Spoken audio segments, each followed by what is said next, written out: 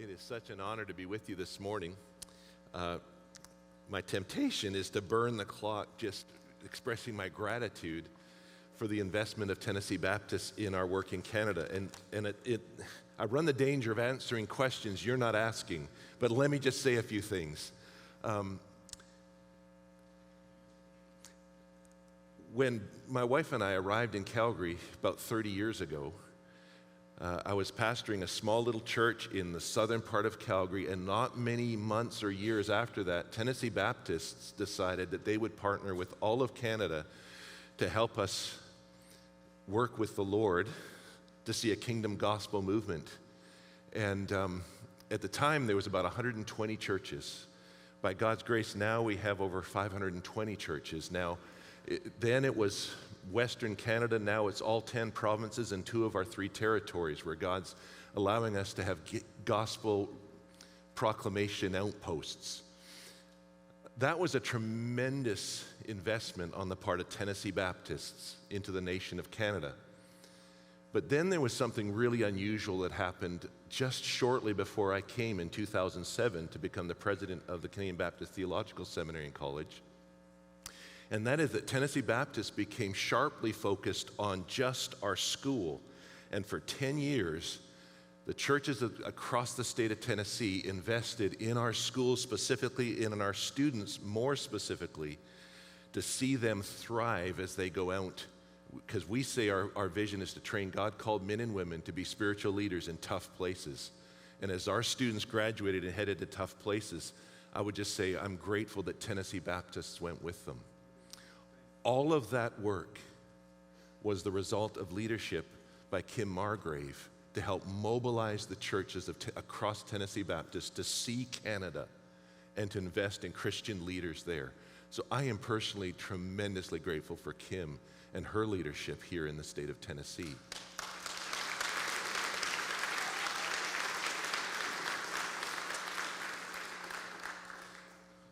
One more expression of gratitude that I'm sometimes reluctant, depending on the state, to share. My wife was born and raised just north of Nashville, so there is Tennessee blood running through our family, and I suppose because of that, our daughter attended and got 2 degrees from the University of Tennessee, and so go Vols. And then, lo and behold, our middle child, a son, goes and gets his first degree from University of Tennessee. And now our third child is about 1.5 years from graduating from University of Tennessee. So you can understand there are some states where I wouldn't share that quite so liberally, but here I feel safe. I'm looking out, I see orange and white. So many reasons for me to say thank you for your investment in Canada, in our family, and last kind of preamble for me is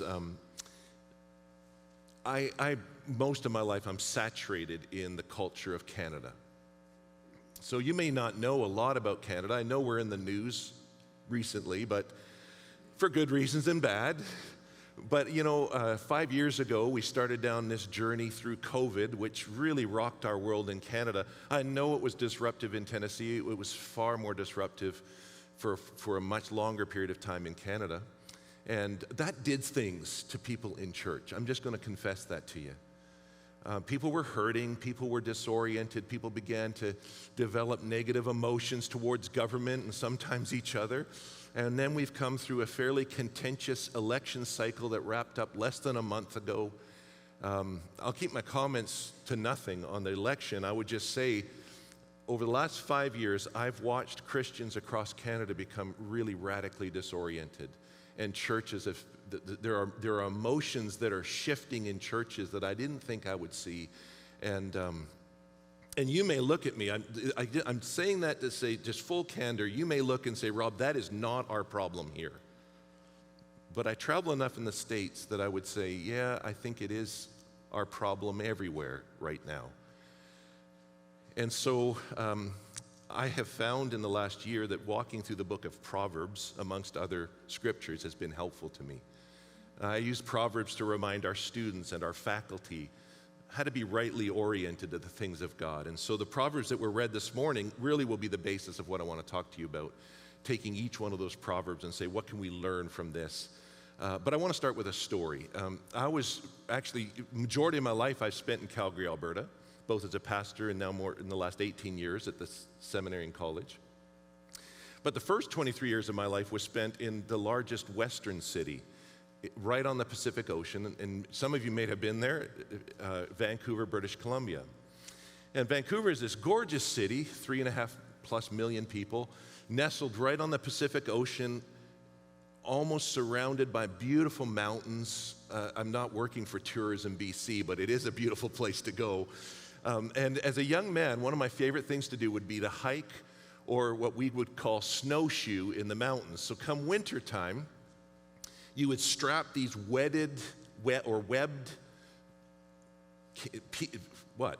boxes to your feet, and you'd use these things to walk on snow that could be 10+ feet deep, but it helped you to stay up on top of the snow.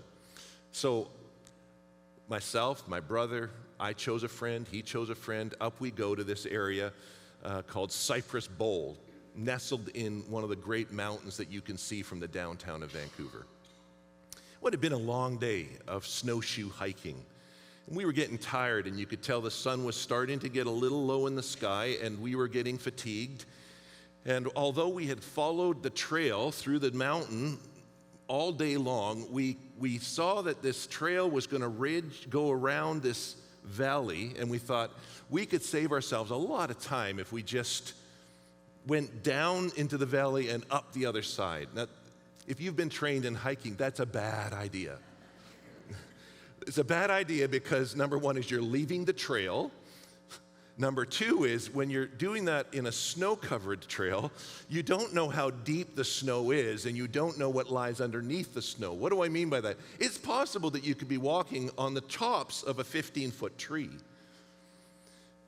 Well, we didn't have a leader with us, and so we did what was right in our own eyes.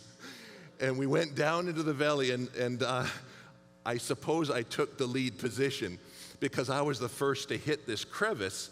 And the moment that I hit the bottom of this little valley, the snow gave way underneath me, and I fell through and it hit right up under my armpits, and all I could feel at that point was my feet dangling.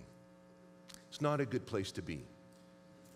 So my brother, because he's a good brother, came running down, or as fast as you can run in snowshoes, came running down the valley, and he got to me and was going to put his arms underneath my armpits to pull me up.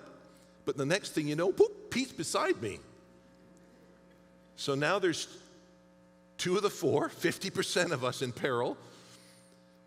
My friend came running down.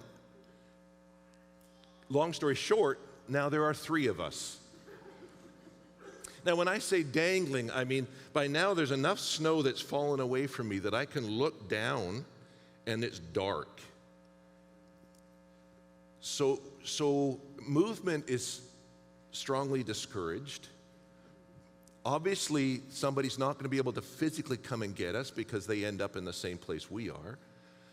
So by God's grace, we had brought 20 feet of nylon rope, and Pete's friend, the last of us, sent down the rope to whoever was in least peril, pulled him out, pulled Pete out, and there I am, the last one. Strap it around me, took 3 of them to pull me out. We went back up the ridge and decided to follow the trail. Can I just tell you now, that's got to be 35 years ago. That became a parable for me in life. It became a parable for me in life because often I want to do what I think is the easier or the better or the more profitable route, and I leave the path and I find myself suddenly in danger. And so the message for today is steady footing for life. How do we get there? And I want to say, going in, I want us to be determined to see where God's at working and to say, God, we're going to make every adjustment necessary to join you there. It's going to require us to take heed of caution signs and to follow the leader.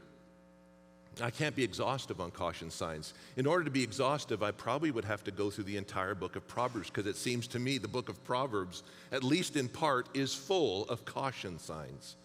Now, caution signs aren't necessarily bad. Like, there are warning signs and then danger signs, bridges out. But some are also just simply common sense. Slow down to 30 because there's a sharp turn coming.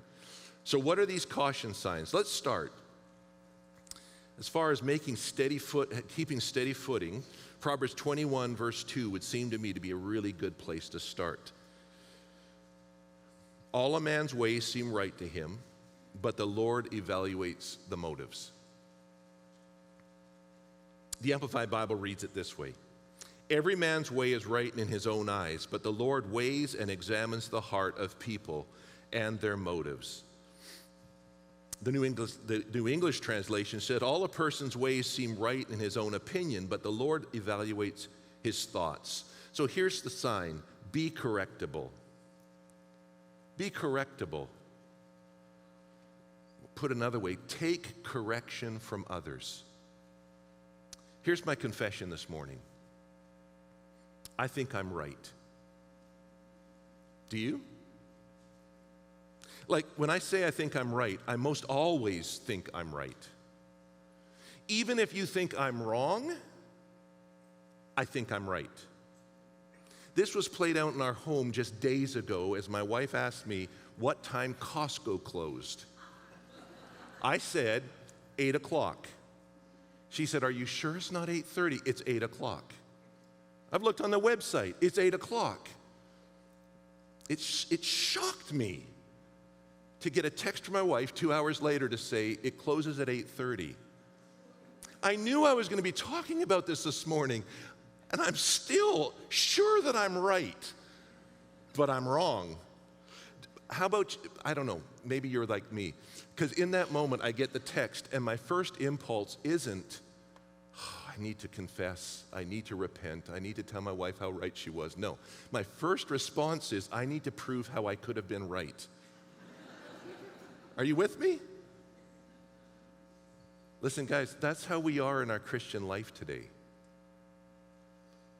There are strong Christian leaders surrounding us that are cautioning us about how we're behaving today, and we are determined to prove that the way I'm behaving is right. Even when I know it isn't. Even when it's been demonstrated to me categorically that there's a better way to behave, there's a more effective way to behave, I am still addicted to doing what I think is right. What's the curse of that? Well, for me, my arrogant confidence in my own opinion causes me to be blind to the peril that's right in front of me. But that's the curse. What's the danger? Well, the danger for me is allowing my opinion and my thoughts, my biases, my presuppositions to go unchecked, and therefore I am weakened by it. And I believe in Canada, the church is weakened by it. We live in a day, I would confess, to where I'm surrounded by, I'm sure you're familiar with the term, confirmation bias. I read things that I agree with. I listen to people that I agree with. I can, if you're a friend of mine on social media, it's as simple as deleting you the moment you say something I disagree with. Feels like this is my confession place, so let me just keep confessing to you. For the first time that I'm aware of in my life during Canada's election cycle just months ago. Now in Canada, you call an election, you got 1 month to campaign, and then we go to polls. I like it. But we knew this one was coming for months ahead of time. And for the first time in my life, now I'm still of the generation that we use Facebook. First time in my life, somebody would make a strong political statement contrary to my convictions, and I wanted to unfriend them. I thought, what has happened to me? I need to get off social media. The caution sign is, every man's way seems right in his own eyes, but the end is not good.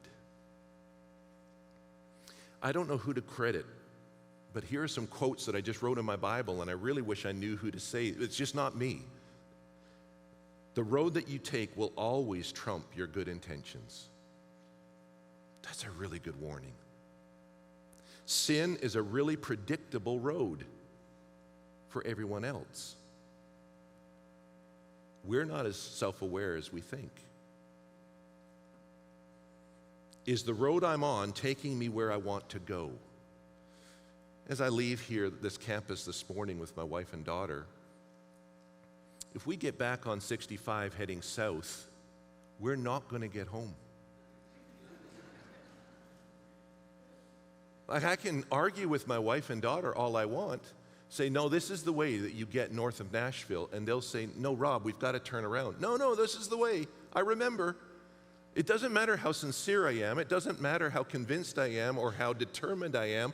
If I'm on the wrong road, going the wrong way, it will not get me to the destination I want to reach. All a man's ways seem right in his own eyes, but the Lord weighs the motives. He examines the heart. Be correctable, or take correction. That's the first. Second, Proverbs chapter 26, verse 12 says,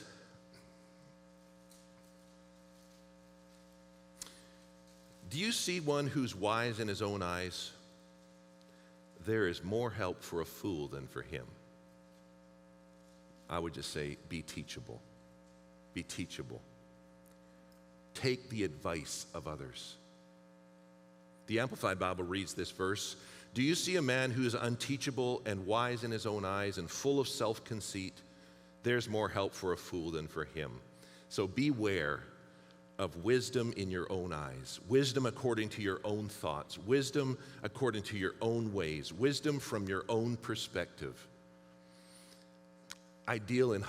My life right now is steeped in higher education. And from time to time, I'll come across somebody who proudly confesses that they are self-taught. It has become my custom to respond, I would question whether you've got the best teacher. Well, now, why would I say that? Why would I say that? Because I know for a fact that classrooms are uncomfortable places. I know that from personal experience being a student, and I know that from personal experience teaching students, that the classroom is a very uncomfortable place where we push on each other, we actually question each other, we say, I don't know that you can defend that position. I didn't used to like that as a student. But when I'm self-taught, I don't have to worry about it because my teacher always agrees with me. Are you teachable? Or do you just cut out of your life people who believe differently than you do? Do you ever read a book, listen to a sermon or a podcast of somebody who actually doesn't agree with you? Can I suggest that's a good practice? To say, God, is there something that I'm missing here because I'm so convinced of my own rightness? What could feed this? Well, my experience feeds this. My past experience has led me to believe that this is always the way things are going to be all the time, and this is always the right response. My experience, my expertise. I've invested years of my life in this. I'm the best in my field. Nobody knows this particular discipline better than me. Skill. You're really good at what you do. And it causes you to be suddenly deaf to the advice that others are giving to you. Your position. How dare they challenge the boss? On and on. Beware of this myth of infallibility. I just want to tell you, Christians, we are not infallible. We're not infallible because of our relationship with Jesus Christ. By God's grace, we have forgiveness, but I make mistakes. You make mistakes. Let's just be humble. Those who've walked with Christ the longest actually may be the most susceptible to this. What do I mean by that? I have lived with Christ so long, I've seen God do such incredible things. Surely I cannot be mistaken about this. Here's what I want you to hear me say. You are as reliant on God for wisdom today as you were when you first came to faith in Christ. Your need for Him has not deteriorated or lessened whatsoever. You are as desperate for God to light your path today as you were when you took your first step on this spiritual journey with Christ. Be teachable. I might throw in here as a bonus, in order to be teachable, you've got to be humble. But that's another proverb for another day. The third and last proverb I want to look at as far as caution signs is Proverbs chapter 12 and verse 11.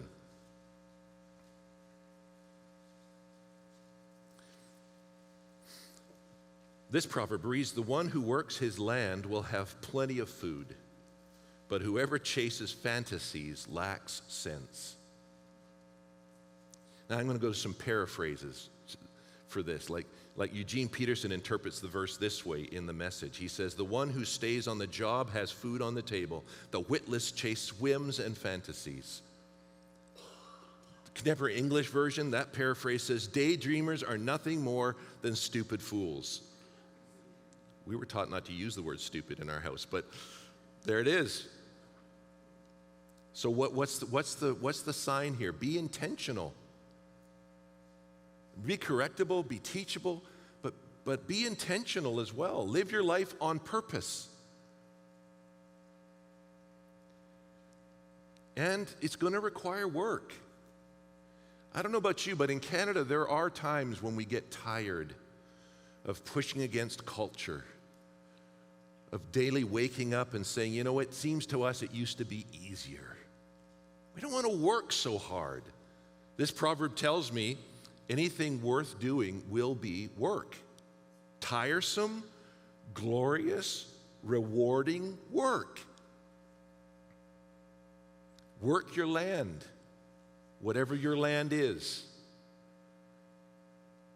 Put another way, no work, no harvest. Don't waste time.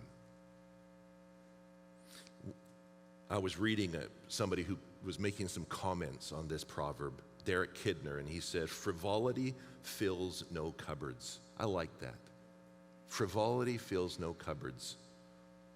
Now, when our kids were young, like maybe your kids, my wife and I, we would talk honestly with our kids about the integrity of good work, the necessity of good work. Take ownership for your stuff, right? Like, be intentional. Live an intentional life. The more I live, though, the more I look around me and see how many people are living unintentional lives.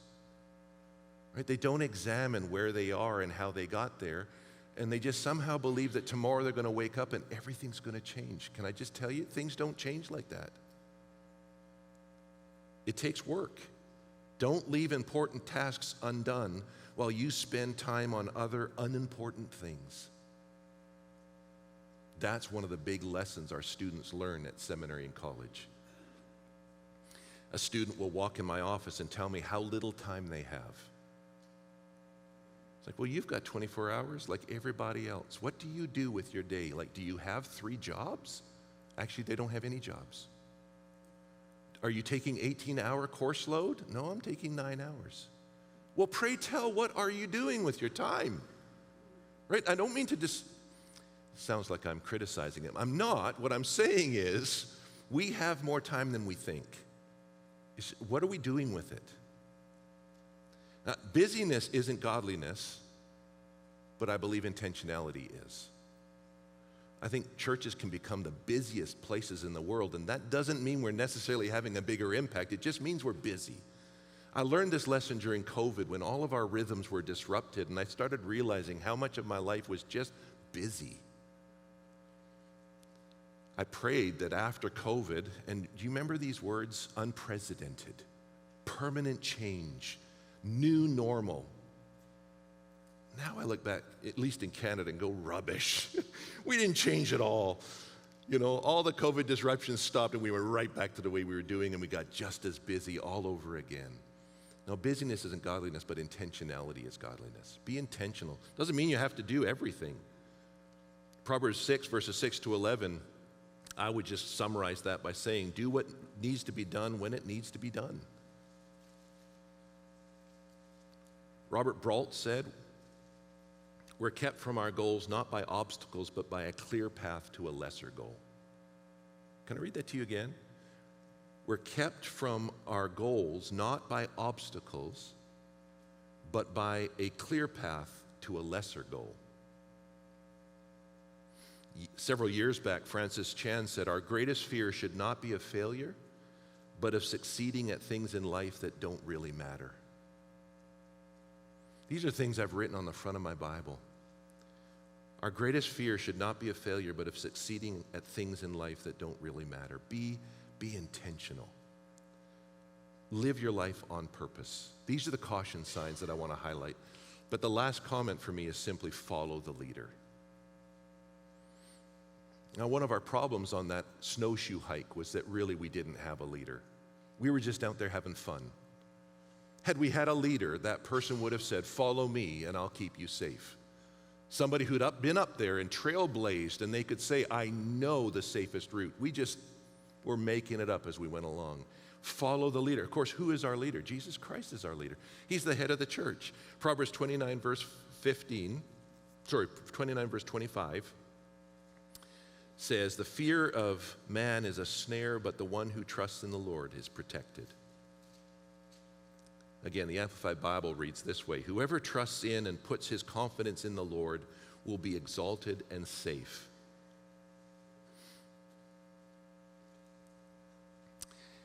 The question for me is,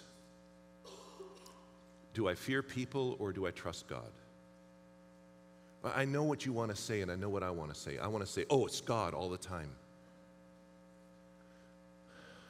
Oh, but you're not around the same people I'm around. You don't experience the same pressure I experience to believe what they believe, to say what they say, to follow what they tell me to do. Or maybe you are. Maybe you know what I'm talking about. I know what it means to fear people. I think you do too. It's a snare. But it's not easy to avoid. What's the antidote? Trust God. Trust God. What does it mean to fear people for me? Well, it becomes a snare when it gets to the point of letting others control my life. Their opinions, their attitudes, they put subtle and maybe not so subtle pressure on me. They even hinder me from speaking the truth. Have you ever done that? Have you ever spoken what you know to be true, and based on the facial expressions of those in the room or around the table, you kind of back off of it and kind of, "Oh, I was just joking." But no, you weren't joking. You just suddenly realized, I'm outnumbered here, and this is not a safe place to speak the truth. It puts subtle pressure, or maybe not so subtle pressure on me not to do the right thing. Have you ever been there? Please don't think I'm immune to that. Please don't think you're immune to that. Do we fear people or do we trust God? This is a daily question for me. Rob, do you fear people or trust God? We live at a time in Canada where there's lots of pressure to cave. Maybe you feel that pressure sometimes too. If I will trust God, He will release me from bondage that comes when I put my faith. When I put my faith in God alone, He will release me from the bondage of other people's opinions. When we fear God alone, He says, "I'm going to keep you safe. I'm going to set you on high." When we do what is right and we trust the outcomes to God, He says, "I'm going to accomplish my will through you." Not only will He accomplish His will through us, but listen, He lets us actually see Him do it and take pleasure or great joy in that. Follow the leader. So let me leave you with this. As you're halfway through the year 2025, would you say that you're somebody who takes correction from others? Now, don't get, again, let me just say what I don't mean. I don't mean just blindly accepting criticism from other people. I don't know if you ever heard growing up, every criticism has a grain of truth in it. I don't believe that anymore. I think criticism from somebody I love, somebody I trust, I need to listen to that. Sometimes criticism is just criticism. That's not what I'm talking about. I'm talking about, are you correctable? Are you somebody who will receive correction from a friend or somebody in the church and say, God, I'm going to allow you to change my life and move me back onto your agenda? Am I correctable? Am I teachable? Will I take advice from others that will help me to grow strong? Am I intentional with how I'm living my life? Is there a purpose to the way I live my life? And none of that's going to be true unless I'm following the leader. Jesus Christ is Lord, Him alone. I'll throw my lot in with Him every day of the week.